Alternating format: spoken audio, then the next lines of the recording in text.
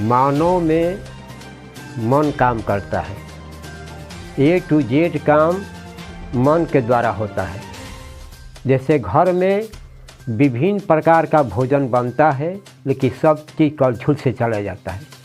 लोग तो देखते हैं कि घर में दाल अरहर का बन रहा है, सोनाचूर का भात बन रहा है, सब चीज़ बन रहा है, लेकिन कलछुल अगर गंदा है तो सब चीज़ गंदा हो जाता है। उसी प्रकार से मानव में मन से ए टू जेड काम होता है। चाहे जो भी हो, कितना भी बड़ा पद पर हो, काम तो देखने के अच्छा हो रहा है, लेकिन मन गंदा है। मन को कोई धोता नहीं है, इसलिए सारी गंदगी जो है सब काम गंदा हो रहा है।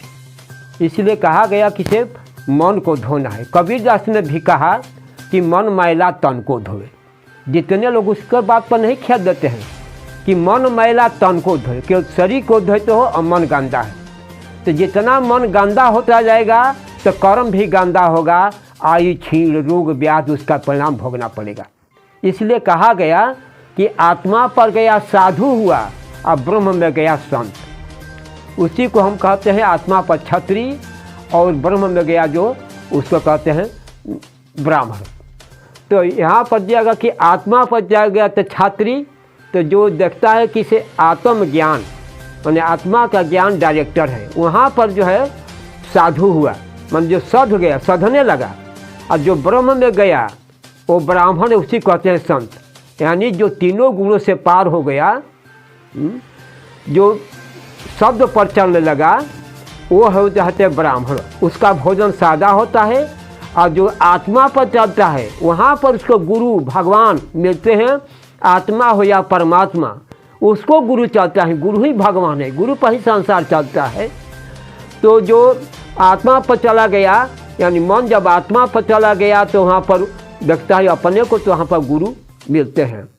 आज जो है इसलिए कहा जाए कि संसार जो है शरीर का पूजा कर रहा है, क्योंकि कृष्ण ने भी दर्शाया अर्जुन को, जब कर्म योग ध्यान योग दो चीज़ बताए, तो ज्ञान योग में जब जाने को हुआ तो कृष्ण ने कहा कि अर्जुन तुम मुझे ऐसे नहीं देखोगे, जब मैं तुम्हें आँख दूंगा तब तुम मुझे देखोगे।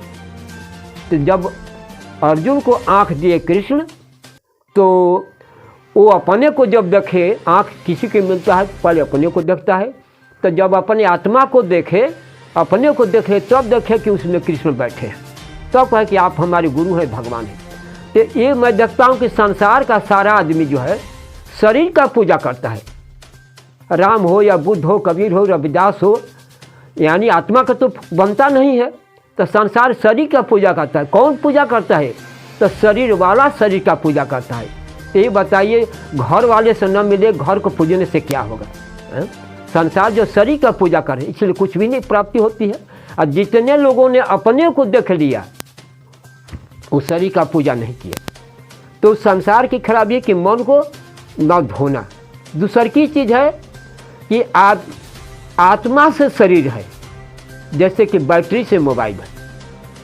तो आदमी, संसार के आदमी जो शरीर को भोजन विभिन्न प्रकार के देता है, पौष्टिक से पौष्टिक, यानी शरीर को रिचार्ज करता है, लेकिन आत्मा को चार्ज नहीं करता है। जैसे मोबाइल को आप रिचार्ज करिए, अब बैटरी न चार्ज करिएगा तो क्या होगा?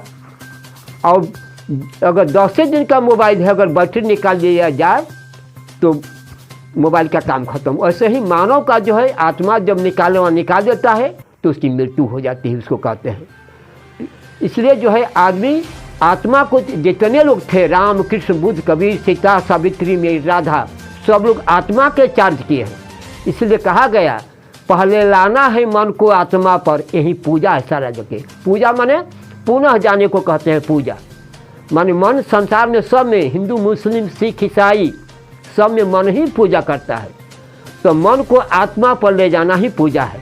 इसलिए कहा गया कि पहले लाना है मन को आत्मा पर, यही पूजा है सारा जगह। जबले होता न जग में ऐसा, उनका पूजा जग में कैसा, वही रहता है सदा भव में।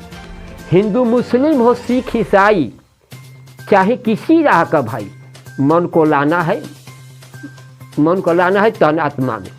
जबले होता न जग में ऐसा, उनका पूजा जग में कैसा, वही रहता है सदा भव में।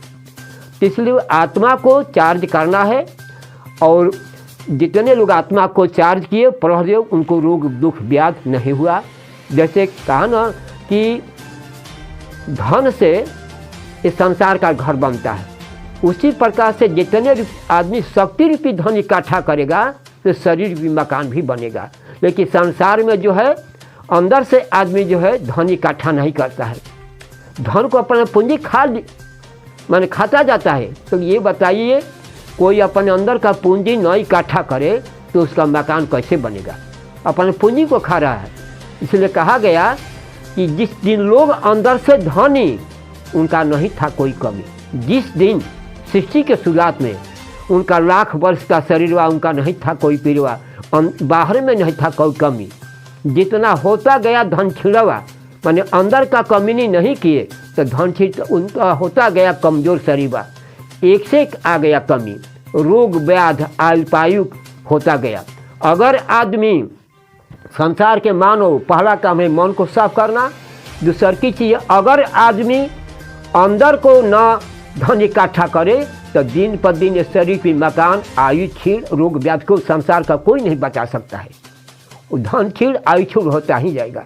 इसलिए कहा कि से अंदर का जितने भी आए, राम कृष्ण बुद्ध कबीर सीता सावित्री राधा का क्यों नहीं रोग हुआ? इसीलिए कि उन्होंने लोगों ने अपने अंदर का धन इकट्ठा किया और लोग बाहर भी बनता गया। सृष्टिकर्ता माँ जो है आदिशक्ति माँ, जो संसार में ब्रह्मा विष्णु शंकर लक्ष्मी पार्वती सरस्वती को बनाई, इस शरीर की मकान को बना दी, तो उसमें सब चीज़ रखी है। इस घर में सब चीज़ रखी है। संसार का आदमी संसार में कोई पूजा नहीं करता, सब भीख मांगता है। जितने लोग अंदर में गए वो भीख नहीं मांगे। इसलिए चीज़ है कि इसे मन को अंदर की ओर ले चलना है और पहले मन को साफ करना होगा। ये अगर नहीं साफ होता है तो संसार का एक टू सब काम गड़बड़ होते जाएगा, गलती होते जाएगा।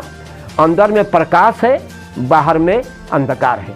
मैं देखता हूँ कि जितने लोग का मन अंदर गया, साफ होता गया, तो आत्मा के पास जाने पर उसका भोजन भी बदलता जाता है। जैसे कोई आदमी अंधकार है, उस भोजन का उसमें कीड़ा मकोड़ा पर वो भी खा जाता है, लेकिन जब प्रकाश में बैठता है तो देखता है कि भाई तो गड़बड़ चीज़ है, उसको निकालता है। इसलिए जो भी आदमी अंदर की ओर जा रहा है, आत्मा के पास प्रकाश है, तो उसका भोजन बदलता जाता है। इसलिए कहा कि आत्मा पर जब चला जाएगा तो उसके पास सतोगुणी भोजन यानी नमक तेल मसाला भी नहीं रहेगा। और जब भक्ति में रहता है तो भक्ति में उसका जो है जमाडोल स्थिति है, भक्ति में नमक तेल मसाला और शरीर पर लहसुन प्याज, और शरीर से परे जो चला गया है उसको कहते हैं कि मुर्गा मांस मछली अंडा शराब, उसका राक्षसी भोजन है। तो भोजन नहीं बदलेगा तो संसार नहीं बदलेगा। भोजन से जैसा अन्न वैसा मन। इससे संसार का काम है, पहला काम है मन को धोना। जब तक मन की सफाई नहीं होगी तो संसार का कर्म दुख व्याध रोग गलती का परिणाम होगा।